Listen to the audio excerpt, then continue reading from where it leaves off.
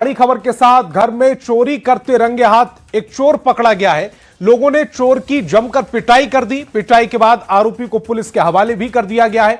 बंद घर में दिन दहाड़े चोरी का आरोप है। कोकर सुभाष चौक की यह पूरी घटना बताई जा रही है। तो रांची से बड़ी खबर, आज चोर का दिन खराब था। घर में चोरी करते वक्त रंगे हाथ पकड़ लिया गया। लोगों ने चोर की जमकर पिटाई कर दी। पिटाई के बाद आरोपी को पुलिस के हवाले भी कर दिया गया है। बंद घर में दिन दहाड़े चोरी का आरोप है। कोकर सुभाष चौक की यह घटना है।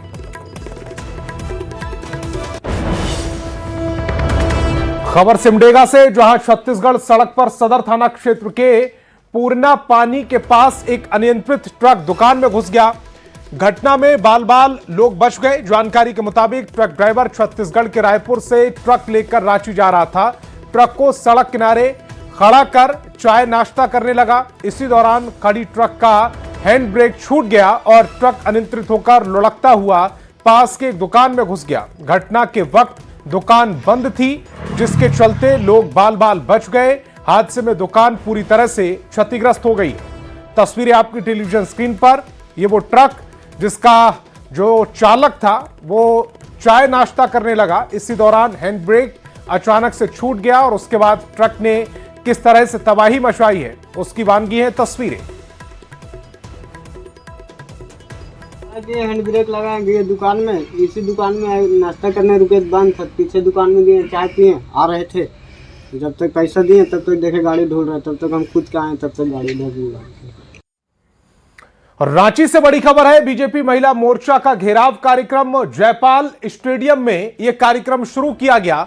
एसएसपी कार्यालय का भी घेराव किया गया है। गिरती कानून व्यवस्था को लेकर यह प्रदर्शन, महिलाओं के खिलाफ हिंसा पर प्रदर्शन किया गया है। दोषियों को कड़ी सजा दिलाने की मांग। तो रांची से बड़ी खबर आपकी टेलीविजन स्क्रीन पर। बीजेपी महिला मोर्चा का घेराव कार्यक्रम जयपाल स्टेडियम से यह कार्यक्रम शुरू हुआ। एसएसपी कार्यालय का घेराव किया गया है। गिरती कानून व्यवस्था के खिलाफ यह प्रदर्शन। तस्वीरें आपकी टेलीविजन स्क्रीन पर। महिलाओं के खिलाफ हिंसा पर यह प्रदर्शन चल रहा है। दोषियों को कड़ी सजा दिलाने की मांग की जा रही है। 3 तस्वीरें आपकी टेलीविजन स्क्रीन पर हैं। प्रदर्शन की ये तीनों तस्वीरें इस समय आप देख रहे हैं रांची से। पहली तस्वीर आक्रोश बढ़ता हुआ, दूसरी तस्वीर ये घेराव किया गया है महिला मोर्चा की ओर से, और तीसरी तस्वीर आक्रोश अपने चरम पर है। बीजेपी महिला मोर्चा रांची महानगर की ओर से आज एसएसपी घेराव कार्यक्रम का आयोजन किया गया है और जयपाल सिंह स्टेडियम से देख सकते हैं कि बड़ी संख्या में बीजेपी महिला मोर्चा कार्यकर्ता जो है समाहरणालय गेट पर पहुंचे हैं। हालांकि समाहरणालय गेट को बंद कर दिया गया है और यहां पर जबरन जो कार्यकर्ता जो हैं समाहरणालय गेट को खोलने की कोशिश कर रहे हैं। बार बार गेट को धकेला जा रहा है और आप देख सकते हैं कि यहां पर गेट को जबरन खुलवाने की कोशिश हो रही है। महिला का जो उत्पीड़न की पराकाष्ठा है ना झारखंड सरकार में, और ये सोई हुई जो सरकार है और सरकार के प्रशासन है, उसको आज हिलाने का काम कर रहे हैं। महिला केवल ना चूड़ी नहीं पहनेगी, अब तलवार लेके इस गेट को तोड़ेगी और अपराधियों को प्रशासन के सामने, प्रशासन की पूरी टीम जो सुरक्षा के माई बाप बनते हैं, उन्हें दिखाने का काम करेगी। तो टारगेट कर रहे हैं। अरे भाई अभी बताइए कौन कर रहा है? यही नाम फारूक अब्दुल रहमान, यही क्यों आ रहा है? आखिर मुस्लिम क्यों भाई क्यों? हर लोग आतंकवादी नहीं है, लेकिन सब आतंकवादी लोग।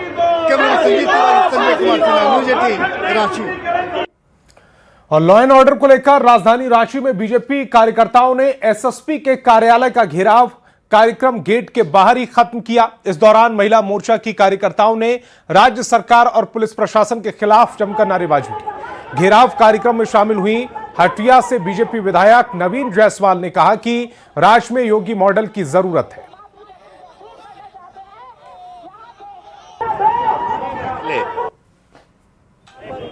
2 दिन पहले 3 साल की बच्ची के साथ जो घटना घटी और एक समाज के लोग हिंदू लड़कियों को टारगेट कर उसका इस तरह से बलात्कार की कोशिश करना, बलात्कार करना और पुलिस केवल अरेस्ट करके जेल भेजकर कोरम पूरा कर रही है। अब झारखंड में योगी मॉडल की जरूरत है, जो इस तरह का अन्याय को अंजाम देगा। पहले उनका इनकाउंटर होना चाहिए ताकि पुलिस प्रशासन का खौफ रहे, सरकार का खौफ रहे। आप लोग क्या चाहते हैं कि झारखंड की महिला हम लोग अंदर हो जाएं? हाँ, अगर आप लोग नहीं संभाल सकते हैं तो प्लीज आप गद्दी छोड़िए। बस यही, कल भी यही मांग किए थे, आज भी यही मांग करते हैं। सोचिए, छात्र से लेके 3 वर्ष की बच्ची के साथ ऐसा हादसा होता है, उसके बाद भी इसको आज के डेट पे वो पकड़ने और जेल की और बेल की जो राजनीति करते हैं, ये मौका क्यों आता है? उनसे आग्रह नहीं है, आंदोलन अधिकार मांग रही है कि त्वरित फास्ट ट्रैक के द्वारा उनको फांसी की सजा दिया जाए। आज हम लोग एसएसपी कार्यालय का घेराव किए क्योंकि झारखंड सरकार ये सरकार चला नहीं पा रही है। हम लोग त्रस्त हो चुके हैं उनसे। आए दिन प्रतिदिन रेप हो रहा है। बताइए, मेडिकल की स्टूडेंट के साथ होता है, 3 साल की बच्ची के साथ, जो आर का मतलब नहीं जानती कि रेप क्या होता है। ये प्रशासन यहाँ का एकदम ध्वस्त, एकदम बेकार हो चुका है। ये हेमंत सोरेन का सरकार साबित कर दिया है कि इसके सरकार में, इसके कार्यकाल में हम महिला लोग सुरक्षित नहीं हैं। हेमंत सोरेन, कान खोल कर सुन लो। अगर आप आज ये धरना देख करके, कल मचाल जुलूस देख करके आपने अगर जगह नहीं है, तो मैं आपको बोल दूं कि जगाने का काम करेंगे, आपको गद्दी से उखाड़ करके फेंकने का काम करेंगे हम महिलाएं। खबर देवघर से, जहां केंद्रीय मंत्री अन्नपूर्णा देवी ने महिला आरक्षण बिल पास न होने पर विपक्ष पर तीखा हमला बोला। उन्होंने आरोप लगाया कि विपक्ष ने महिलाओं की 33% भागीदारी का विरोध किया और आधी आबादी को उनका अधिकार देने में बाधा डाली। साथ ही कांग्रेस पार्टी पर पिछली सरकारों में आरक्षण मुद्दे को दबाने का आरोप भी लगाया। आम महिलाएं जो सुदूरवर्ती ग्रामीण क्षेत्र से आती है, जो पंचायत का प्रतिनिधित्व लगातार की है, वो भी सपना बुन रही थी कि जब 33% आरक्षण होगा तो हमें अवसर मिलेगा। तो उन महिलाओं को जाने से कांग्रेस पार्टी और इंडी गठबंधन ने विरोध किया, उनका मार्ग अवरुद्ध किया है और लगातार, ये पहली बार नहीं, जब आया है उनका विरोध हुआ है। खबर रांची से, जहां सुप्रियो भट्टाचार्य ने महिला विधेयक को लेकर बीजेपी पर निशाना साधा और कहा कि महिला आरक्षण विधेयक आज भी जिंदा है और इसे 2023 में 106वें संविधान संशोधन के साथ पास किया जा चुका है। जेएमएम के केंद्रीय प्रवक्ता ने कहा कि बीजेपी इस मुद्दे पर झूठ बोलकर राजनीति कर रही है। असम और पश्चिम बंगाल में चुनाव को लेकर उन्होंने कहा कि राज्य में 2029 तक गठबंधन जारी रहेगा। उन्होंने दावा किया कि असम में बीजेपी हार रही है, जबकि पश्चिम बंगाल में तृणमूल कांग्रेस की वापसी तय है। गठबंधन है 2029 तक का, लेकिन हमारी पहली प्राथमिकता भाजपा को रोकना। आसाम में भी उनको रोकने हम गए थे और उसमें सफल होंगे, और बंगाल में तो भाजपा को हम लोग निर्मूल करके रहेंगे। झूठ बोलती है। महिला आरक्षण विधेयक आज भी जिंदा है। 2023 में जो पारित हुआ 106वां संशोधन, वो आज भी जिंदा है। ये गलत बयानी प्रधानमंत्री कर रहे हैं। लोकसभा में महिला आरक्षण बिल गिरने के बाद बीजेपी के तेवर कांग्रेस पर हमलावर दिख रहे हैं। धनबाद पहुंचे पूर्व मुख्यमंत्री रघुवर दास ने जमकर हमला बोला। कहा कि परिवारवाद, जातिवाद, तुष्टीकरण करने वालों को महिलाएं माफ नहीं करेंगी।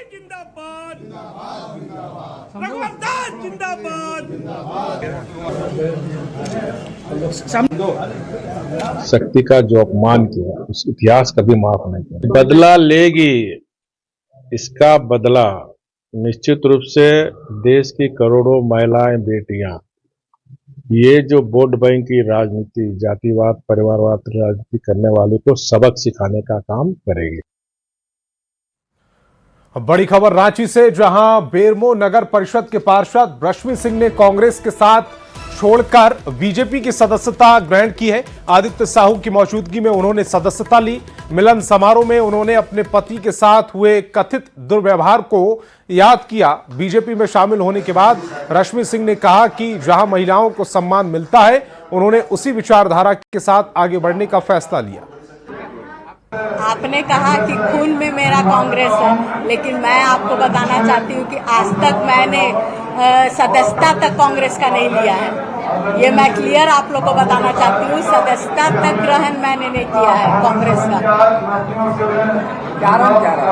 कारण यही था कि जहाँ पे आपको सम्मान नहीं मिलेगा, आपके पति पे हाथ उठाया जाएगा, उस पार्टी को आप ढोइएगा, वैसा परिवार को ढोइएगा। रश्मि जी के साथ जो व्यवहार कांग्रेसियों ने किया है बोकारो में, वो माफ करने लायक नहीं है। और भारतीय जनता पार्टी की विचारधारा से प्रभावित होकर के देश के यशस्वी प्रधानमंत्री आदरणीय नरेंद्र मोदी जी के कल्याणकारी योजनाओं को से प्रभावित होकर के, भारतीय जनता पार्टी की विचारधारा से प्रभावित होकर के, आदरणीय राष्ट्रीय अध्यक्ष नितिन गडकरी जी के विचारों से प्रभावित होकर के आज झारखंड प्रदेश भारतीय जनता पार्टी कार्यालय में भारतीय जनता पार्टी का सदस्यता के रूप में सदस्यता ग्रहण करने का काम किया है। और गांडे विधायक कल्पना सोरेन जेएमएम के जिलाध्यक्ष संजीव बेदिया की बेटी की वैवाहिक कार्यक्रम में शिरकत करने सीसीएल बरका सयाल एरिया के जरजरा कॉलोनी स्थित आवास पहुंची। इस दौरान कल्पना सोरेन का आदिवासी रीति रिवाज और परंपरा के साथ महिलाओं ने गीत गाकर और लोटा पानी से उनका स्वागत किया। महिलाओं में कल्पना सोरेन के साथ सेल्फी लेने और फोटो खिंचवाने की होड़ लगी रही। कल्पना सोरेन ने वधू को आशीर्वाद दिया। मौके पर कई महिलाओं ने उन्हें अपनी समस्याओं से अवगत कराया। कल्पना सोरेन के दौरे को लेकर क्षेत्र में सुरक्षा के कड़े इंतजाम थे।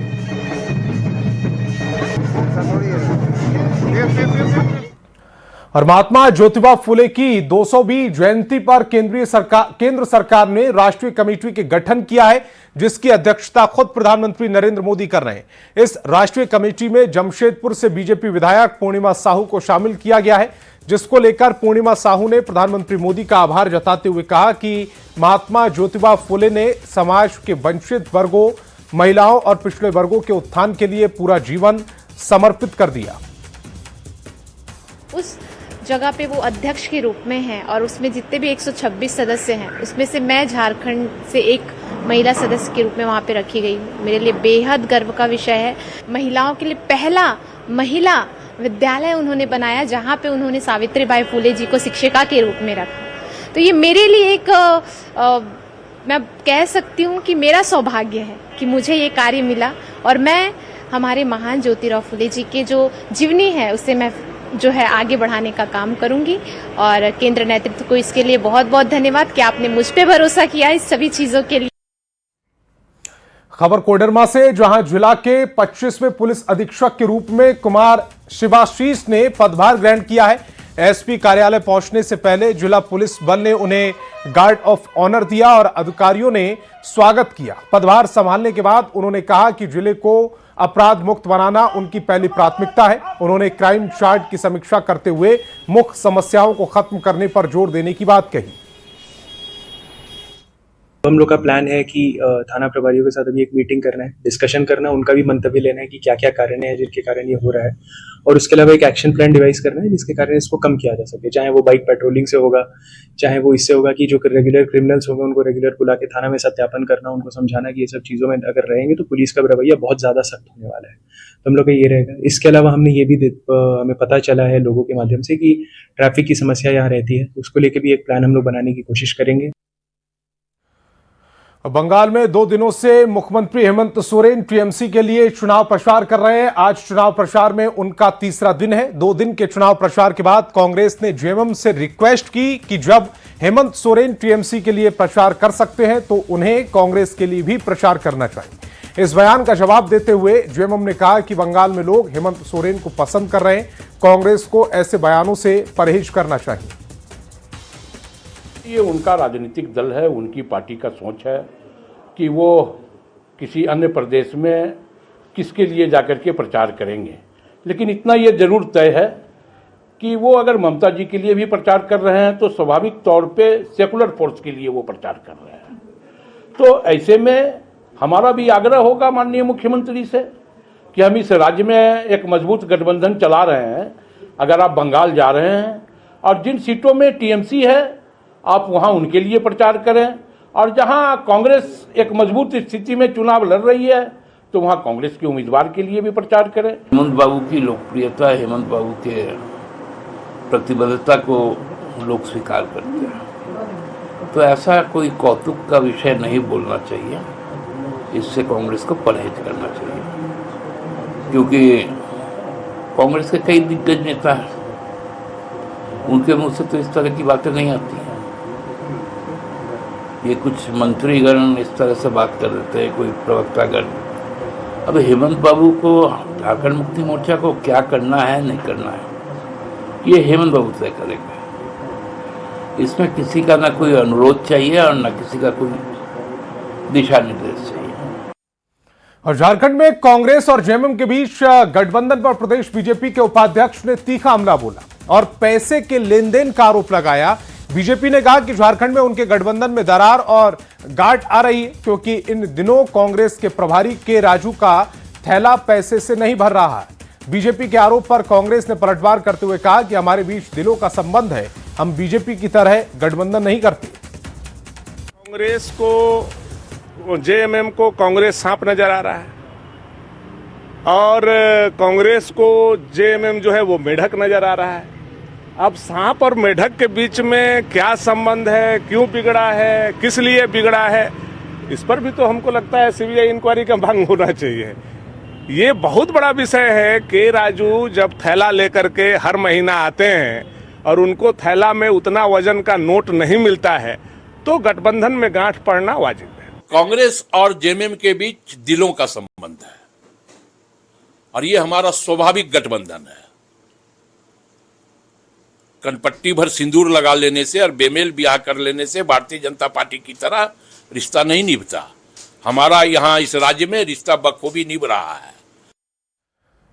लातेहार के चंदवा थाना क्षेत्र में 3 साल बाद पीड़िता को ना मुआवजा मिला, ना ही कोई सरकारी मदद। दरअसल 3 साल पहले हेसला गांव निवासी सेंधु मुंडा को पुलिस ने डैन विसाही के आरोप में जेल भेजा था, लेकिन जेल के कारापाल की पिटाई से मौत हो गई थी। अब घटना के 3 साल बाद भी पीड़ित परिवार को कोई मदद नहीं मिली, न ही आज तक मृतक की मृत्यु प्रमाण पत्र बना है। बीजेपी प्रवक्ता प्रतुल शाहदेव ने हेसला गांव पहुंचकर पीड़ित परिवार से मुलाकात की और मामले में कार्रवाई करवाने की मांग की। मिला है कुछ, एक कागज सहित नहीं मिला है अभी तक ले, कुछ मतलब कागज सहित नहीं मिला है अभी तक ले। लाते आते हाईकोर्ट तक दौड़े थे, कुछ नहीं मिला है। और देखिए इनका आवास जो है आप देख सकते हैं, पीछे इंदिरा प्रधानमंत्री आवास है, इसका भी जर्जर हालत में है। और ये इनका पुराना घर था जिसको हाथी ने ढा दिया। 2 वर्ष पूर्व वन विभाग ने इसका आकलन भी किया था, लेकिन मुआवजा नहीं मिल पाया। चाईबासा में एक बार फिर हाथियों का झुंड सड़क पर दिखा। बार बार इस इलाके में हाथियों का झुंड सड़क की ओर लौट रहा है। चाईबासा के नोवा मुंडी क्षेत्र में झारखंड ओडिशा सीमा क्षेत्र में हाथियों का एक झुंड सड़क पर आ रहा है, जिसमें हाथियों के बच्चे भी शामिल हैं। हाथियों की वजह से शाम के समय लोगों को निकलने में डर लगता है। इसी कड़ी में गुबा थाना क्षेत्र के नुइया गांव के पास हाथियों का एक झुंड घूम रहा है। हाथियों के अचानक गांव के नजदीक पहुंचने से ग्रामीणों में दहशत का माहौल है। लेकिन मुआवजा। खबर गुमला से, जहां के भरनो प्रखंड में एक बार फिर जंगली हाथियों का आतंक देखने को मिला। हाथियों के आतंक से ग्रामीणों में दहशत का माहौल है। बीती रात एक जंगली हाथी ने डुबो भगत टोली निवासी के घर को निशाना बनाया। हाथियों ने घर को पूरी तरह से ध्वस्त कर दिया। परिवार के लोगों ने भागकर अपनी जान बचाई। हाथी ने घर के अंदर रखे बक्से, अलमारी और फर्नीचर को नुकसान पहुंचाने के साथ ही करीब 3 क्विंटल धान को भी चट कर दिया। इसके बाद हाथी ने खक्सी टोली निवासी के घर को भी निशाना बनाया। सूचना मिलने पर पंचायत के मुखिया ने पीड़ित परिवार से मुलाकात कर क्षति का आकलन किया और सरकारी प्रक्रिया पूरी कर जल्द मुआवजा दिलाने का भरोसा दिया।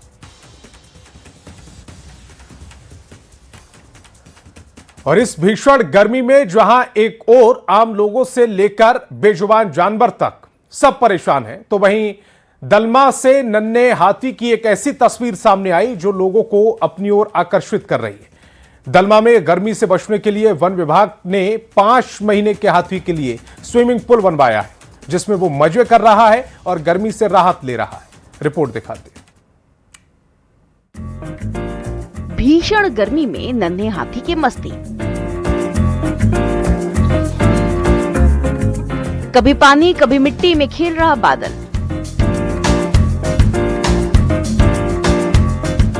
वन कर्मियों का लाडला बना छोटा बादल।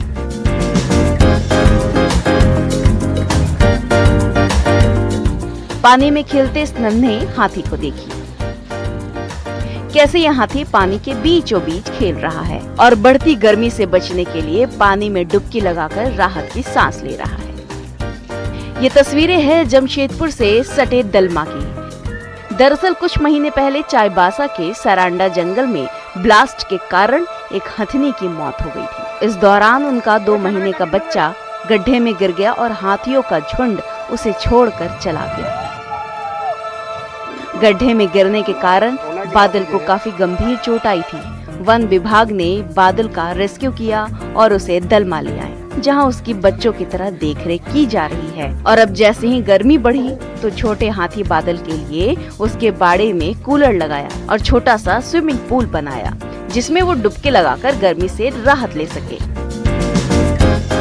छोटा हाथी चाईबासा से रेस्क्यू किया था, जिसकी देखभाल हम लोग कर रहे थे। अभी वो काफी स्वस्थ हो गया है।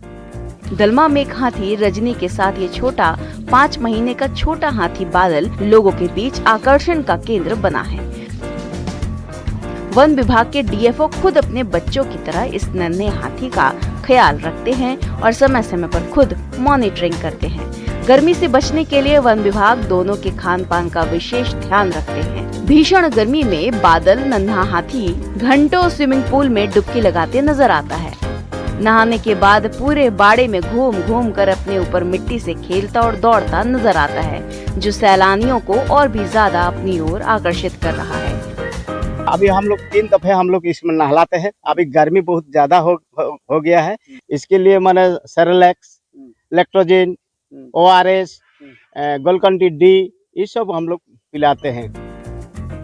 आज ये नन्हा हाथी वन विभाग के हर कर्मचारी के बीच लाडला बना हुआ है। बड़ी हाथी रजनी खुद दलमा के जंगलों में घूमकर बड़े तालाब में नहा लेती है, लेकिन नन्हा हाथी बादल अभी बाड़े में रहता है और बड़े तालाब में नहीं जा पाता। इसलिए वन विभाग ने उसके लिए छोटे से स्विमिंग पूल का इंतजाम किया है।